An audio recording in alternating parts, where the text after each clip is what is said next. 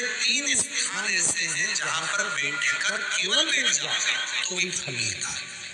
शिव मंदिर के, शिव धाम के, शंकर के मंदिर के 3 स्थान ऐसे हैं जहाँ बैठ जाओ, कुछ मत मांगो, कुछ मत बोलो तो भी फल मिल जाता है। कौन से 3 स्थान बताए? तो वर्णन किया तुलुका जी ने चंचला देवी को।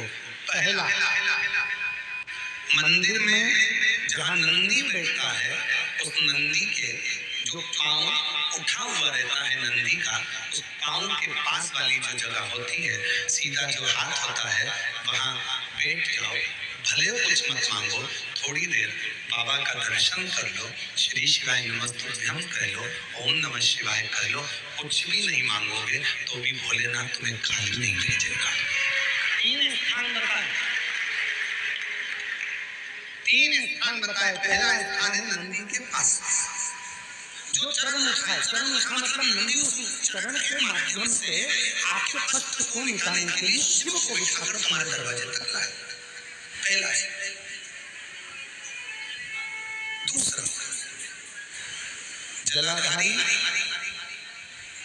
समझिएगा जरा, थोड़ा ध्यान दीजिएगा। जैसे ये शिवलिंग है, ये जलाधारी है और ये पानी जहाँ से बहकर जाता है, जहाँ से भी बहकर जा रहा है, आपको उसका मतलब नहीं पता। जलाधारी जो पानी बहकर जा रहा है, इस जलाधारी के ठीक विपरीत दिशा में उत्तर में पानी बह रहा है तो दक्षिण में आप हैं। ये जलाधारी जिस साइड बह रही है उसी ओर मुख कर आपको इधर बैठना है, इधर मुख कर शिवलिंग की ओर मुख कर। ये दूसरा स्थान है।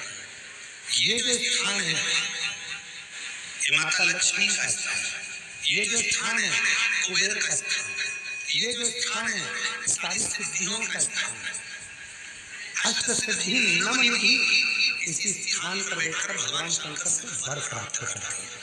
ये वो स्थान है जहाँ बैठकर आप कोई मंत्र भी नहीं पढ़ोगे, कुछ बोलोगे भी नहीं, बैठने पर ही आपको फल की प्राप्ति होना प्रारंभ हो जाती है। ये दूसरा स्थान स्वयं तुलुका जी ने चंचला देवी को कहा। ये 2 और शिव मंदिर का 3रा स्थान, भगवान शंकर के मंदिर का 3 स्थान कहा गया। 3रा स्थान, जब हम मंदिर से बाहर निकले और उस मंदिर से या ओटला हो या कोई मंदिर है कोई, इसलिए हमने देखा है कुबेरेश्वर धाम पर लोग आते हैं तो कुबेरेश्वर धाम का जो गेट होता है ना, अब तो कुबेरेश्वर धाम का 1 2 3 4 5 6 गेट हैं कुबेरेश्वर धाम पर। तो 6 गेट में से जो एक गेट, पहले नंबर, दूसरा नंबर, तीसरा नंबर, 4 नंबर, 5 नंबर, जिस भी गेट में से लोग अंदर आते हैं उस गेट में से अंदर आते हैं तो सबसे पहले गेट पर दंडवत करते हैं।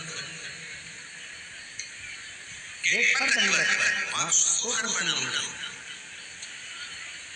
4-5 दंडवत करते हुए चले जाएंगे। कई लोगों की ऐसी आदत है कि चौराहे पर से दंडवत करते हैं। कई लोगों की ऐसी आदत है कि वो सीहोर से रेलवे स्टेशन पर उतरेंगे और 11 किलोमीटर तक दंडवत करते हुए जाएंगे। सबका अपना।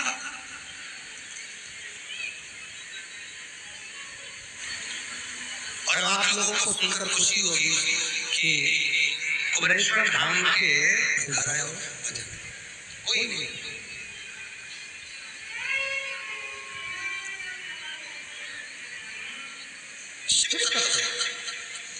तो हमने देखा है कि कई लोग दरवाजे से दंडवत करते हैं। 3रा स्थान तुलुका जी चंचला देवी को बताया है कि 3रा स्थान ऐसा है भगवान शंकर के मंदिर का द्वार।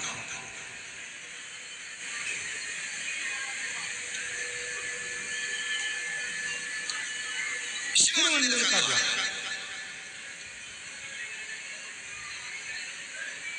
और जो भगवान शंकर के मंदिर के द्वार के बाहर, द्वार से जैसे दरवाजे से थोड़ा सा बाहर निकलकर यदि आप शिव मंदिर की ओर मुख कर आप 2 क्षण के लिए भी बैठते हैं, कोई मंत्र नहीं बोलते, कोई साधना नहीं करते, कोई व्रत नहीं करते, तो भी शिव आपको उसका फल देगा।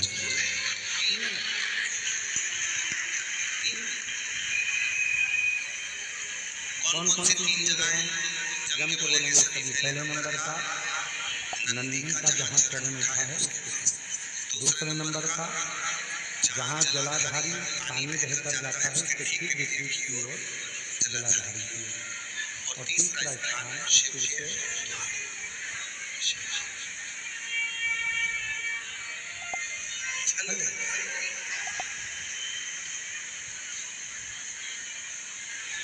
एक नारी के गर्भ में अगर कोई गांठ पड़ जाती है, पेट में गांठ आ जाती है, कोई पुरुष कोई नारी को अगर शरीर में कहीं पर भी गठान हो जाती है, कहीं पर भी गांठ पड़े, डॉक्टर को दिखाने जा रहे हो, मन में ब्रह्म उत्पन्न हो रहा है, कोई बीमारी ना लग गई है, शरीर में कहीं पर भी गांठ हो जाए, कहीं पर आप प्रयास करो।